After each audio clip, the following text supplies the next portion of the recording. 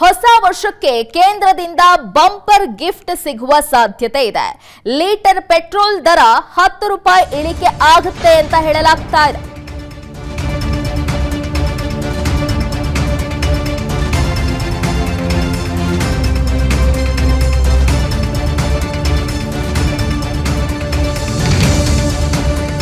ಇದು ಕೇಂದ್ರ ಸರ್ಕಾರದ ಉನ್ನತ ಮೂಲಗಳಿಂದ ಸಿಗ್ತಾ ಇರುವಂತಹ ಮಾಹಿತಿ. ಕಳೆದ 17 ತಿಂಗಳಿನಿಂದ ಪೆಟ್ರೋಲ್ ಡೀಸೆಲ್ ದರ ಕೂಡ ಸ್ಥಿರವಾಗಿದೆ. ಈಗ 10 ರೂಪಾಯಿ ಇಳಿಕೆ ಆಗುವ ಸಾಧ್ಯತೆ ಇದೆ ಅಂತ ಹೇಳಲಾಗ್ತಾ ಇದೆ. ಕೇಂದ್ರ ಸರ್ಕಾರದ ಉನ್ನತ ಮೂಲಗಳಿಂದ ಸಿಕ್ಕಿರುವಂತಹ ಮಾಹಿತಿ. ಪ್ರಧಾನಿ ಕಾರ್ಯಾಲಯದ ಒಪ್ಪಿಗೆಗೆ ಈಗ ಅಧಿಕಾರಿಗಳು ಕಾದಿದ್ದಾರಂತೆ.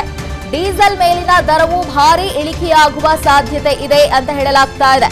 ವಾಹನ ಸವಾರರಿಗೆ ಕೇಂದ್ರದಿಂದ ಭರ್ಜರಿ ಗಿಫ್ಟ್ ಸಿಗುವ ನಿರೀಕ್ಷೆ ಇದೆ. ಡಿಸೆಂಬರ್ 31ರ ಒಳಗೆ ಕೇಂದ್ರದಿಂದ ಘೋಷಣೆಯಾಗುವ ನಿರೀಕ್ಷೆಯೂ ಇದೆ ಅಂತ ಹೇಳಲಾಗ್ತಾ ಇದೆ. ಗಮನಿಸಬಹುದು, ಲೋಕಸಭೆ ಚುನಾವಣೆ ಹಿನ್ನೆಲೆ ಹಾಗೆ ಹೊಸ ವರ್ಷದ ಆರಂಭದಲ್ಲೇ ಪೆಟ್ರೋಲ್ ಡೀಸೆಲ್ ದರ ಇಳಿಕೆ ಆಗುತ್ತೆ ಅಂತ ಹೇಳಲಾಗ್ತಾ ಇತ್ತು. ಆದ್ರೆ 2 ರಿಂದ 3 ರೂಪಾಯಿ ಇಳಿಕೆ ಆಗುತ್ತೆ ಅಂತ ಹೇಳಲಾಗ್ತಾ ಇತ್ತು. ಆದ್ರೆ ಈಗ ಬರೋಬ್ಬರಿ 10 ರೂಪಾಯಿ ಇಳಿಕೆ ಆಗುವ ಸಾಧ್ಯತೆ ಇದೆ ಅಂತ ಹೇಳಲಾಗ್ತಾ ಇದೆ. ಕೇಂದ್ರ ಸರ್ಕಾರದ ಉನ್ನತ ಮೂಲಗಳಿಂದ ಸಿಗ್ತಾ ಇರುವಂತಹ ಮಾಹಿತಿ ಇದು. ಕಳೆದ 17 ತಿಂಗಳಿನಿಂದ ಡೀಸೆಲ್ ಹಾಗೆ ಪೆಟ್ರೋಲ್ ದರ ಸ್ಥಿರವಾಗಿತ್ತು. ಈ ಗುಡ್ ನ್ಯೂಸ್ ನ್ಯೂ ಇಯರ್ಗೆ ಸಿಗುತ್ತಾ ಇಲ್ವಾ ಅನ್ನೋದನ್ನ ಕೂಡ ಕಾದು ನೋಡಬೇಕಾಗಿದೆ. ಈಗ ನಿಮಗೆ ಮತ್ತಷ್ಟು ಡೀಟೇಲ್ಸ್ ಕೊಡ್ತಾರೆ ನಮ್ಮ ಪ್ರತಿನಿಧಿ ಚಂದ್ರಶೇಖರ್, ಲೈವ್ ನಲ್ಲಿ ಜಾಯ್ನ್ ಆಗ್ತಾ ಇದ್ದಾರೆ. ಚಂದ್ರಶೇಖರ್, ಗಮನಿಸಬಹುದು 17 ತಿಂಗಳಿಂದ ಸ್ಥಿರವಾಗಿತ್ತು ಪೆಟ್ರೋಲ್ ಡೀಸೆಲ್ ದರ. ಆದ್ರೆ 2 ರಿಂದ 3 ರೂಪಾಯಿ ಮಾತ್ರ ಇಳಿಕೆ ಆಗುತ್ತೆ ಅಂತ ಹೇಳಲಾಗ್ತಾ ಇತ್ತು. ಈಗ 10 ರೂಪಾಯಿ ಇಳಿಕೆ ಆಗುತ್ತೆ ಅಂತ ಹೇಳಲಾಗ್ತಾ ಇದೆ. ಇದು ನಿಜನಾ? ಬಂಪರ್ ಗಿಫ್ಟ್ ಸಿಗಬಹುದಾ ನ್ಯೂ ಇಯರ್ಗೆ? ಲೀನಶ್ರೀ, ಖಂಡಿತವಾಗ್ಲು ಎಲ್ಲೋ ಒಂದು ಕಡೆ ಕೇಂದ್ರ ಪೆಟ್ರೋಲಿಯಂ ದರವನ್ನು ಇಳಿಕೆ ಮಾಡೋದಕ್ಕೆ ನಿರ್ಧಾರವನ್ನು ಮಾಡಿದೆ ಅನ್ನುವಂಥ ಒಂದಷ್ಟು ಮಾಹಿತಿಗಳು ಸಿಗ್ತಾ ಇದೆ. ಆದರೆ ಇದು ಎಷ್ಟರ ಮಟ್ಟಿಗೆ ಸರಿ ಅನ್ನುವಂಥದ್ದು ಇನ್ನೂ ಕೂಡ ಖಚಿತವಾಗಿಲ್ಲ. ಆದರೆ ಪ್ರಧಾನಿ ಕಚೇರಿಯ ಮೂಲಗಳ ಪ್ರಕಾರ ಈಗಾಗಲೇ ಒಂದು ರೀತಿಯ ಹೊಸ ವರ್ಷ ಅಂತಲ್ಲ, ರಾಮ ಮಂದಿರದ ಗಿಫ್ಟ್ ಅಂತಲೇ ಹೇಳ್ಬೋದು. ಒಂದು ವೇಳೆ ಆ ರೀತಿ ಏನಾದರೂ ಆದರೆ ಹೊಸ ವರ್ಷದ ಗಿಫ್ಟ್ ಆದರೆ ಇನ್ನೆರಡು ದಿನದಲ್ಲಿ ಕಡಿಮೆ ಮಾಡಬೇಕಾಗತ್ತೆ. ಒಂದು ವೇಳೆ ರಾಮ ಮಂದಿರದ ಉದ್ಘಾಟನೆ ಗಿಫ್ಟ್ ಆಗೋದಾದರೆ ಜನವರಿಯಲ್ಲಿ ಖಂಡಿತವಾಗ್ಲೂ ಸಿಗುತ್ತೆ. ಆ ರೀತಿಯಾದಂಥ ಒಂದಷ್ಟು ಪ್ಲಾನ್ಗಳು ಕೂಡ ನಡೀತಾ ಇದೆ. ಒಂದು ವೇಳೆ ಆ ರೀತಿ ಆದರೆ ಪೆಟ್ರೋಲ್ ಮೇಲೆ 10 ರೂಪಾಯಿ, ಡೀಸೆಲ್ ಮೇಲೆ 10 ರಿಂದ 12 ರೂಪಾಯಿವರೆಗೂ ಕೂಡ ಕಡಿಮೆ ಆಗುವಂಥ ಸಾಧ್ಯತೆ ಇದೆ.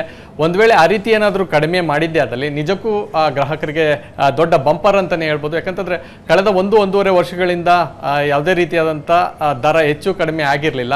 ಸೊ 1.5 ವರ್ಷಗಳ ಹಿಂದೆ ಪ್ರತಿನಿತ್ಯವೂ ಕೂಡ 2 ರೂಪಾಯಿ 3 ರೂಪಾಯಿ ದರ ಹೆಚ್ಚಳ ಆಗ್ತಾ ಇತ್ತು. ಆದರೆ ಈಗ ಬೆರೆಲ್ನ ಪೆಟ್ರೋಲ್ ಬೆಲೆ ಮತ್ತು ಡೀಸೆಲ್ನ ಬೆಲೆ ಕಡಿಮೆ ಆಗಿರೋದ್ರಿಂದ ಬಹಳಷ್ಟು ತಿಂಗಳುಗಳಿಂದ ವಿರೋಧ ಪಕ್ಷಗಳು ಕೂಡ ಒತ್ತಾಯವನ್ನು ಮಾಡ್ತಾ ಇತ್ತು.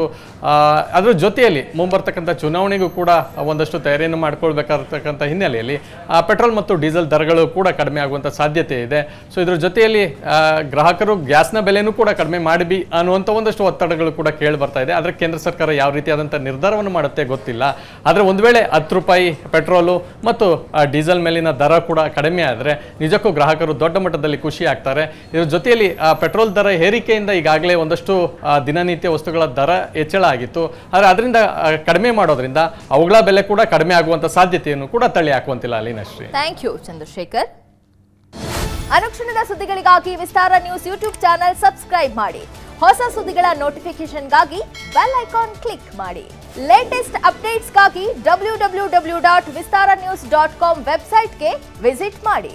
ಅಂಗೈಯಲ್ಲೇ ಜಗತ್ತಿನ ಸುದ್ದಿ ತಿಳಿಯಲು Vistara news Kannada app download ಮಾಡಿ.